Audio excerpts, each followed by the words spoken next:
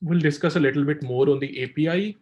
I think the idea is we are stressing so much on API here is because this is the main component which you will use to deploy your applications, basically the API function and form function. So it's good to know their workflow and the functions associated with each.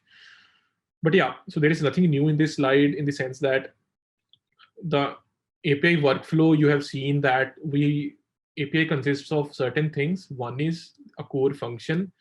For example, a core function here is the calculating the string length. If we have seen, yeah, this is our core function of the API. And then we are putting the core function in this wrapper. And then we are deploying that core function using the cloud deploy. So these are the things which we use to deploy an API. First, write a core function, add that core function inside the API function wrapper or form function wrapper, and then finally deploying it. And then once you deploy it, you can visit it using browser or call URL read over that to evaluate that API basically. Okay.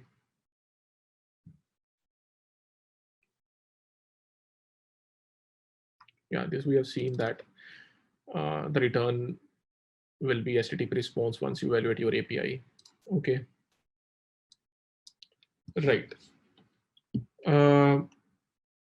This will yeah. So here we'll discuss a bit more on specifically the API function and its associated arguments. This is basically a very nice reference page if you want to know about API function. For example, how to call that API function, like these are the arguments, parameters, and this is the core function. And then in the details and options, you can basically go through it, what kind of stuff and format type it expects. And then these are the nice examples which you can just read and go through, how I can use that API function. But just we'll discuss here some of the main aspects of an API function, which you might use in your project later. So let's see.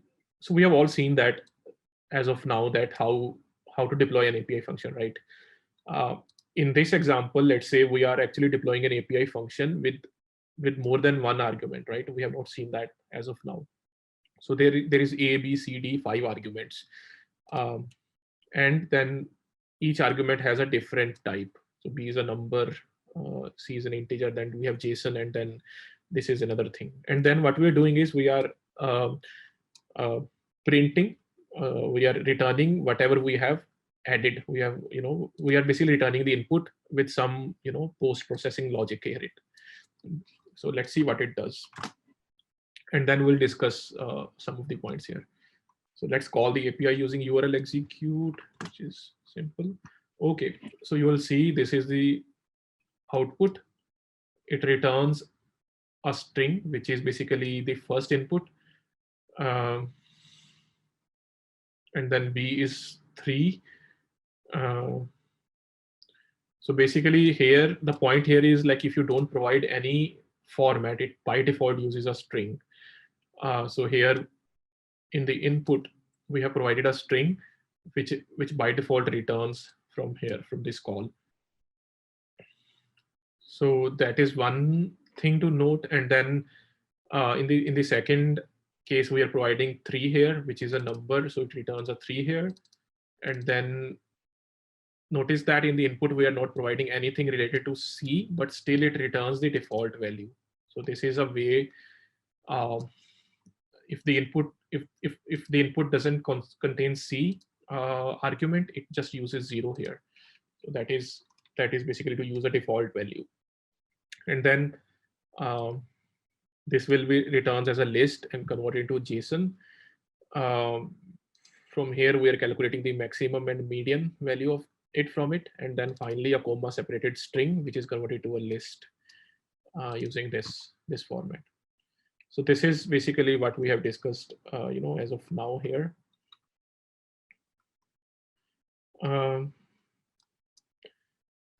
We can also, if you have large data to basically, if you use a large data as an argument, let's say if D contains a large data, which is very large, then it will be good to put that in a body instead of an query parameter. So for example, let's see what will happen if we put a very large data. You might get an error saying that, it is too large for a query to browser to handle or something like that. So basically it says they timed out because the data is very large. And also it is recommended if you have a large data, you put it as a body when you call an API or something like that. So that is why in this example, what we have tried is we use the HTTP request, and then instead of the query parameters, we are adding those in the body parameter. So once you do that, it will basically computes the input correctly as expected.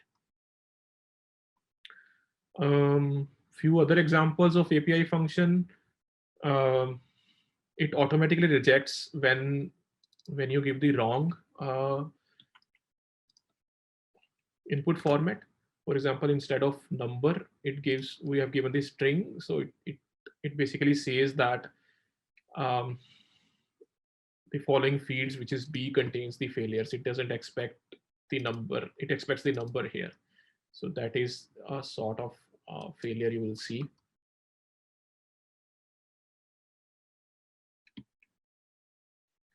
You can also bypass.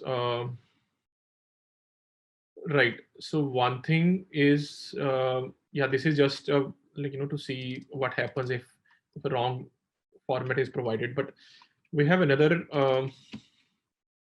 function called HTTPRequestData, which is very handy in debugging if you want to know basically what are the requests associated with an API. So for example, let's see this example. So we're deploying an API which basically calls HTTPRequestData.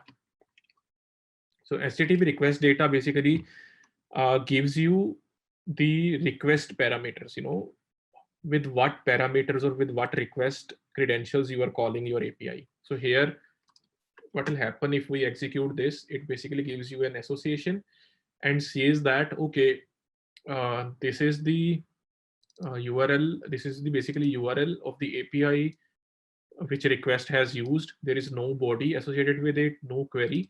So basically, if you want to know dissect the request coming to that API, you can use the HTTPRequestData to get information from. So this is another example where we are calling the API with certain request parameters, and we'll see those are shown in the result here. So for example, here, see the query string is basically the query is basically whatever we have given in the request, and then these are the parameter values. So yeah, instead of empty string, you will see now whatever you have provided in the request.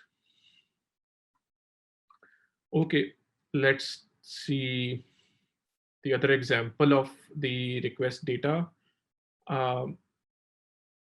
We can also use stuff from HTTPRequestData in your APIs or delayed functions. For example, what we're doing here is, we're deploying a delayed object using delayed, and we are reading the query parameters from your request, and using those query parameters, we are computing something.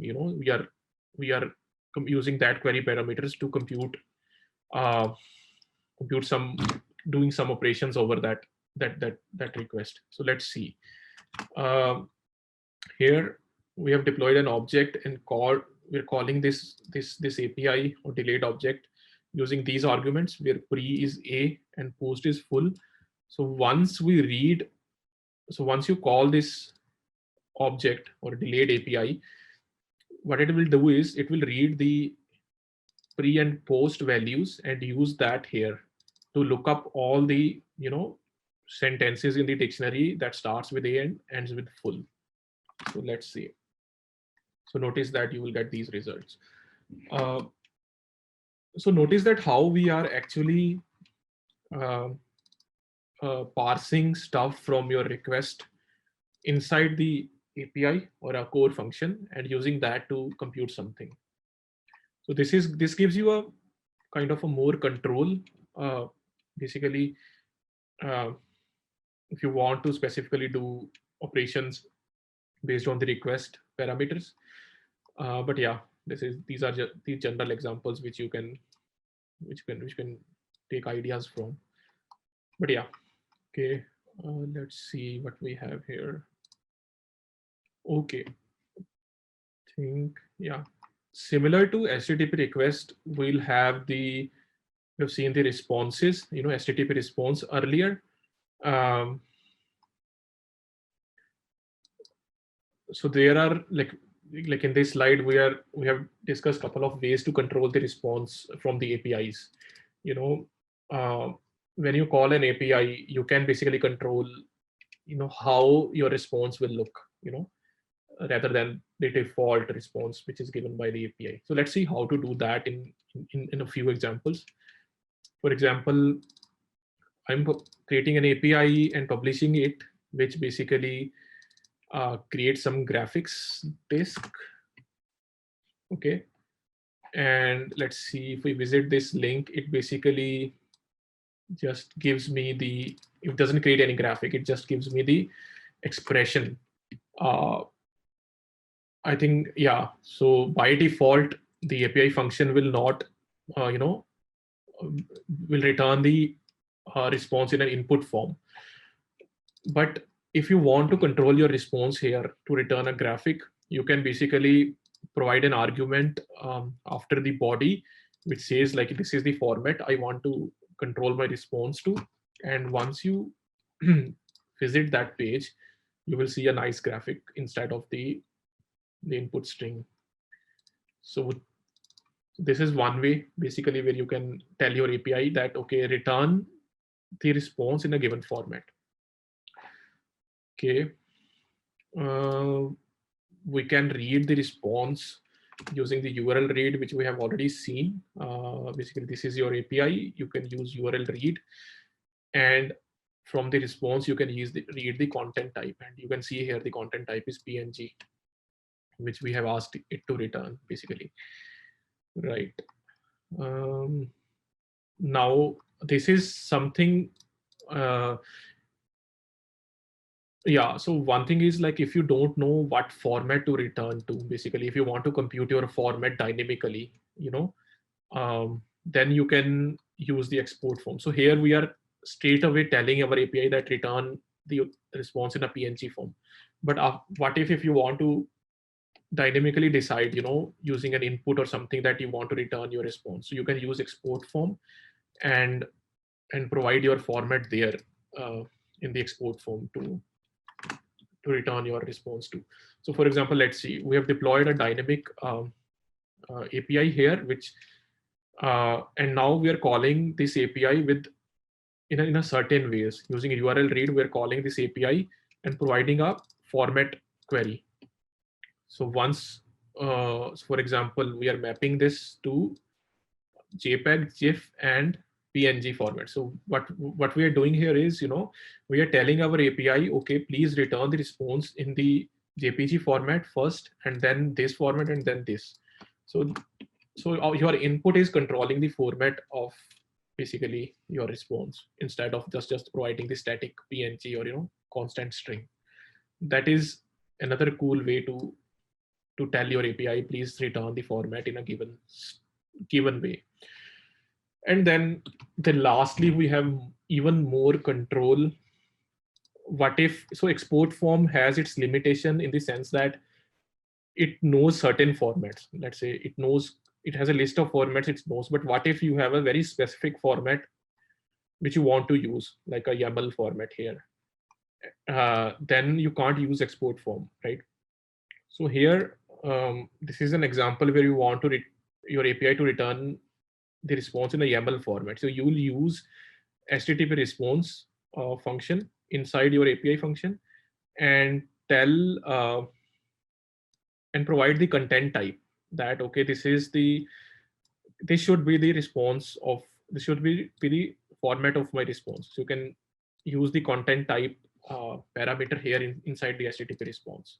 So basically, HTTP response will, by using HTTP response in your API, you will tell your API that please do stuff whatever you are doing, but return the response using the setting inside the HTTP response. So here, once you deploy it and once you read it, it will basically return the body as a YAML format instead of any other basic format.